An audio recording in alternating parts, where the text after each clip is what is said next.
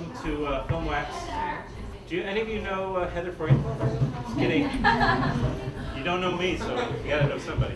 Wow, thanks everybody for coming out. I got a phone call a few months ago, by the way, and I just want to have this, and it's from this young lady named Heather Freudfeld, and she says, you know, I heard about you, what you're doing in Park Slope, and showing these films and local filmmakers, and you know, do you think you might show my film? It's a rough cut, we're almost finished, but I want to get, you know, invite people out and have a party and show the film. And it's like, you are who? I'm sorry. So then, in fact, we had known each other, though we didn't know we knew each other yet. So, of course, regardless of how the movie turns out, I'm going to show this film. Fortunately for everybody, it's a great film, and it's terrific, and it's a very, I think, unique idea for a film, exploring this period of life, which is actually pretty scary and significant, and nobody really talks about this period of time when you're just sort of on the cusp of going from, you know, sort of, you've already left home and all that, but there is that period of time where you're sort of figuring it out.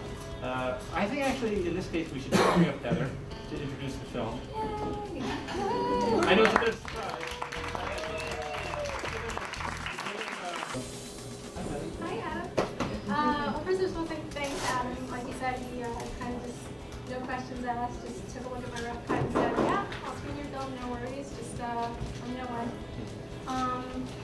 So yeah, this film is, it's kind of a rough cut, closer to being done than not, I think.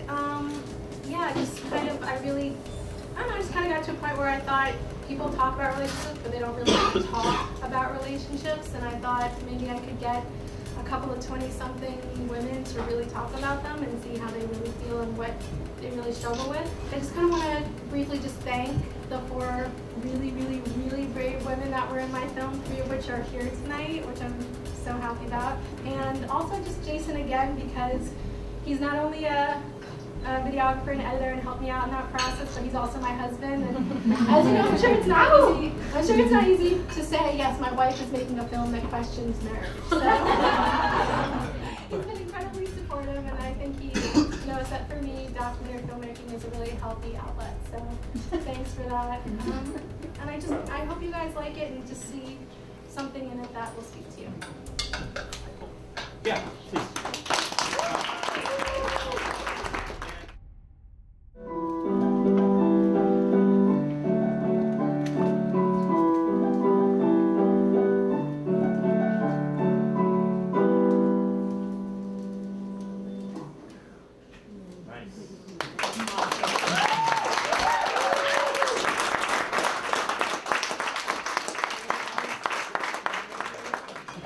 How was the experience of seeing this? I don't know if it's your first time or... I've seen a different cut before. Okay. Yeah, I love this. Yeah, you loved it. Yeah. Do you think she kind of... It's sort of your what? I'm so impressed. Yeah. That was really well made. Yep, Heather went through extensively that it would definitely be through a lens, so I was prepared that it was going to be a perspective of my relationship. Nobody can grab like a 360 view of everything. Sure. But I think that she absolutely caught where, you know, where my story was, what I was trying to get across. You know, you two, there's something about... Like, you know, it just dawned on me, you look so much alike. You know, it's weird. And you took off your shoes. Yeah. My parents are actually her parents. How that happened.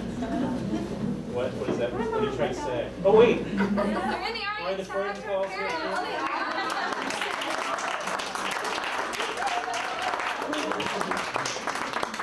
What is your impression of seeing one of your daughters create a film about another of your daughters? I think it's an excellently made film. It's very, I feel it's very, very honest. And, you know, they cut through the, I don't know, veneer, trying to make impressions. They got to the real heart of the matter in a very, very honest way. And I'm very moved. I'm very moved by the whole picture. We've always taught them to express their feelings, to be in touch with their feelings and to express it. And I feel like when I watch this is like a product of that. That's been our background. And all the time we've brought them up in that way. So I can see it. A little disclaimer, Heather and I, like, our entire childhoods were really neck and neck. And because we're so close in age and we really fought, had different friends. And, I mean, I liked her friends, but they're all here. Definitely, like, we're allowed to have the same friends, and now we're like way closer. So Yeah. happy ending. Very proud of both of you. Very, very proud. Please, no more heckling from the floor.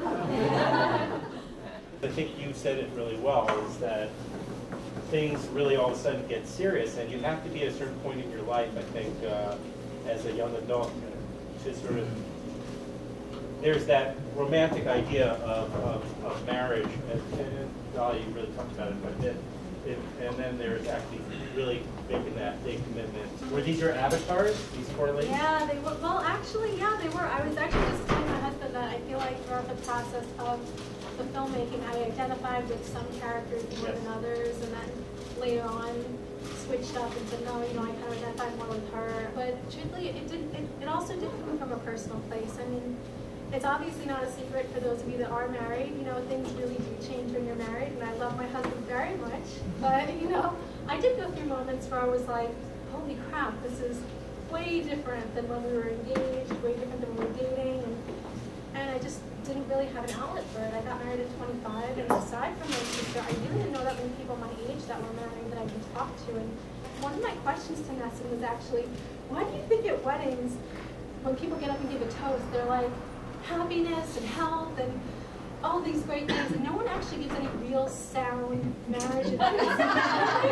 She's like, because nobody wants to really say this Because stuff. you've already put the down payment on it. Yeah. You gotta have that conversation. Well, You gotta have that conversation She before. said that. She was like, Yeah. if they did, then all of a sudden you'd be opening yourself up to admitting I went through that and it wasn't fun, and hey, you may not want to actually go through with this if you knew what kind of advice I was going to give you. So. Right. I think it's so difficult to kind of put your life kind of out there for everyone to see, and I just give you guys such great props for being able to do that. And so I was really hoping to hear, what were your motivations in kind of doing that? What were you really hoping to get out of the experience? I saw it as a favor for my sister at first, but and I was, you know, that's kind of, because I, you know, like I kept saying, I'm so busy, so I was like, okay, I'll schedule you in. But then, like, this became so therapeutic for me, you know, and like seeing this today, like I was so emotional. I just have to say, I'm blown away by how this all came out, and I'm just thrilled to be part of it. But for me, the part of being in front of the camera wasn't so hard, because Heather made like really comfortable. But then like after she left and I was home by myself, I'm like, oh my God, what are these people gonna think about me when and then I was thinking like, oh my God, these women are married, I'm gonna look like they're self-absorbed, like narcissists. So I really I freaked out more after the fact. But for me, I think what I enjoyed about it, and you know, growing up, I didn't really have a close relationship with my parents, and I wasn't really encouraged to voice my feelings. It just wasn't part of how I grew up. So for me, that's been something that's taken me kind of later in my life to connect with not just my parents, but to connect with being able to be like, all right, this is how I feel. Oh well, it's not life or death, it's just how I feel right now. It might not be how I feel tomorrow. It just sort of is what it is. Really helped me kind of jumpstart my delving really, like, just really, you know, mentally into what a marriage is, how a relationship changes after you're married. I mean, I remember the afternoon after we had our filming, I just sat there and I thought of these questions that you'd asked me, and I was just like, wow, I can't believe I haven't asked myself this, and it's just so blatantly important, you know? I mean, like, what do you see yourself as differently in this relationship that you didn't see before? And I was like, how could I not have asked myself this before, you know? Everyone's admitting, like, we all have personal stuff we don't want to share, and yet it's still this taboo. And my sister actually said to me during our first interview off camera something really funny, which is, she was like, why is it in this society the things that are the most common to all human beings are the things we don't talk about? Like going to the bathroom, like sex. These are things we all do, and yet it's like, no, we can't talk about that. And that's kind of how I felt about relationships. It's like, maybe people wouldn't suffer so silently if it became more like a, yeah, this is natural. I can be unhappy and happy at the same time, and it's okay. I've got one question. It was so paradoxical and fascinating and complicated and many, many things, as you say. In your opinions, do you think it's the same for the men, the ladies? Do you think that are men simpler, is my question? in your points of view? Wow, it's in a way. Like the men in their In your lives, the men you know. Yeah. So you don't mean men in general? No, only the ones you know. The ones you know closely. Yeah. I think it really depends on the man and the place they are in their lives, as it depends on a woman. Like there are some women who are not here today that would be like, hell yeah, I'm married, I did it, you know, like that's all they wanted to do. Where it's like, you know, like, you know, I don't want to speak for my husband because he's not here today. He's home with Io. So, you know, but I definitely think like we're in different places in our lives, and maybe, in my opinion, it's a little less complicated than in my own head. I don't want to say men are, like the men I know are simpler or more complex, but I do think that they deal with the same thoughts of, you know, if I do it, I don't want to mess it up, I don't know if this is the time, you know, I like this girl for this reason, but I like this girl for a different reason, does that mean I should marry this one? What does that even mean if I marry her? And what about kids? And I think with men, in the traditional sense of a marriage, if they feel, because of either how they're raised or socialized, that they're supposed to be the breadwinner, I feel that, I mean, the guys that I know, that I talk to, really put that as a huge responsibility on themselves, more than I would ever have imagined as a female. I think that men and women are pretty much the same in terms of getting married, being in a relationship, and, you know, monogamy. I think, honestly, the one advantage, if I could say, that men probably have through biology is that they don't have an expiration date where their womb disappears, you know, after the age of 45, whatever. I think that that's the only added pressure. I think that's the only added pressure for women. I mean, I feel like if we didn't have this fear of, oh my God, I'm going to be this, you know, empty, crazy lady in a house full of cats and no babies, that we would probably be as careless as men are and, you know, be more afraid of being tied down than we are. I mean, personally, that's how I feel. I don't think that... So you say biology makes men a little Absolutely. simpler. Okay.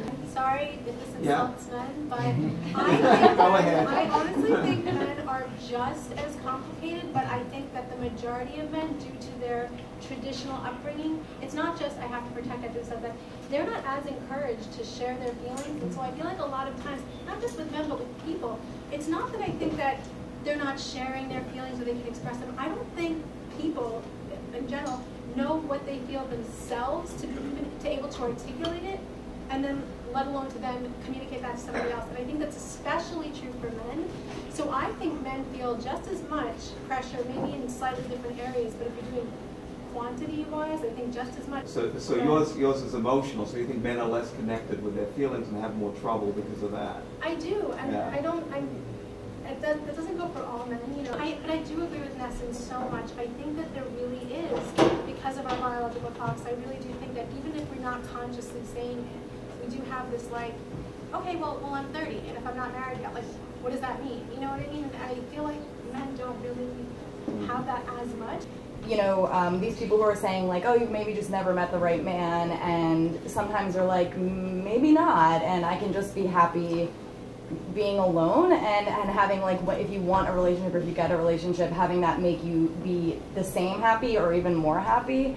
That just really spoke to me, and I think that women, especially our age, don't, I'm also in my later 20s, we don't hear that very often, and if we do, it's not in a really genuine way sometimes, or it's like you're with a bunch of people who are in relationships and you're the only single person, they're like, you know, good for you, and it kind of just feels like, I don't know. So I really like that was something that you said, and that really spoke to me, and I think that makes people, and I think that's important. I mean, not just for women to feel, I mean, I think everyone should feel that way, but for women in particular in American society, I think it's good to hear that, like, you know, being happy on your own as a single woman, making time for yourself is really the most important thing, and it is really the foundation that you need, I think, in order to maybe get into a relationship later.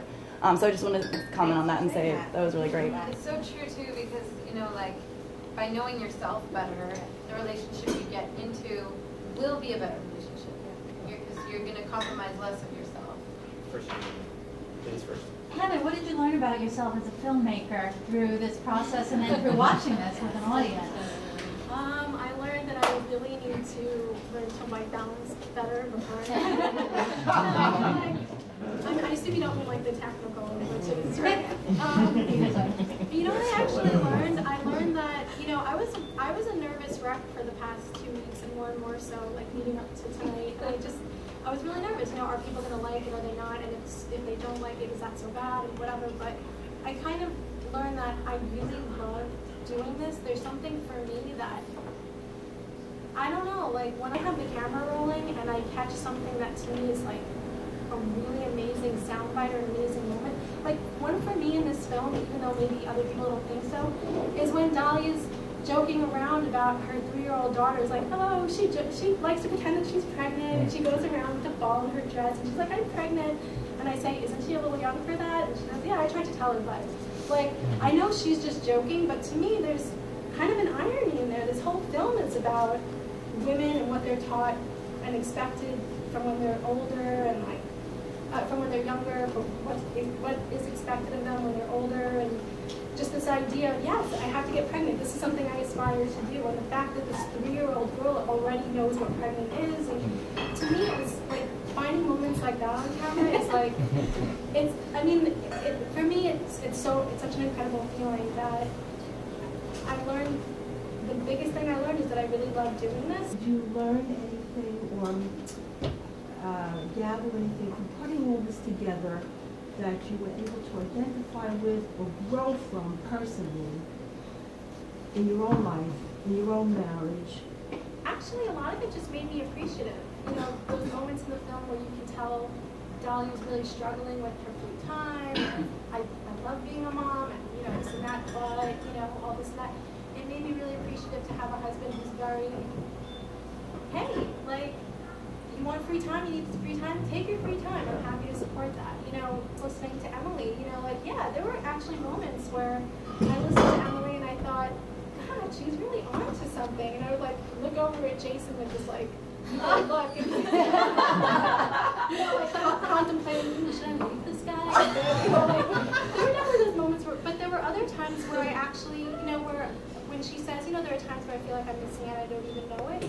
I actually did identify with that. I kind of thought to myself, yeah, I agree. Like, I've been in love, I've been married, you know, and I can honestly say, like, there is something it isn't just scary getting married and things change and that there's bad. There's also a lot of good with it, too. And, you know, to have not experienced that is, you are missing out, for better or for worse, you know. And even Kimberly's story, you know, we're referring to you as the only single one, but Kimberly's single. She's the only one in the story that goes from in a relationship being engaged to breaking it off and now being single, which to me is so courageous. And I've definitely looked at her story and been like, you know what? I mean, could I have the courage to do something like that if I found myself that unhappy in my marriage, you know? So it's almost scarier than not having been there, because then you have to explain to everybody. I mean, you know, and you have to hurt someone you love, like she said. Yeah. Well, and not just someone you love, but like their friends and their family. It becomes bigger than just two people. So anyway, long-winded way of saying, yeah, I did like learn a lot about myself, and I did, you know, I took a little bit from what everyone's story is, and just ultimately I think these women are super brave, super beautiful, super intelligent, and super honest, and I don't know, I mean, I'm really happy with my husband right now, and I'd like to think that it has something to do with making this film.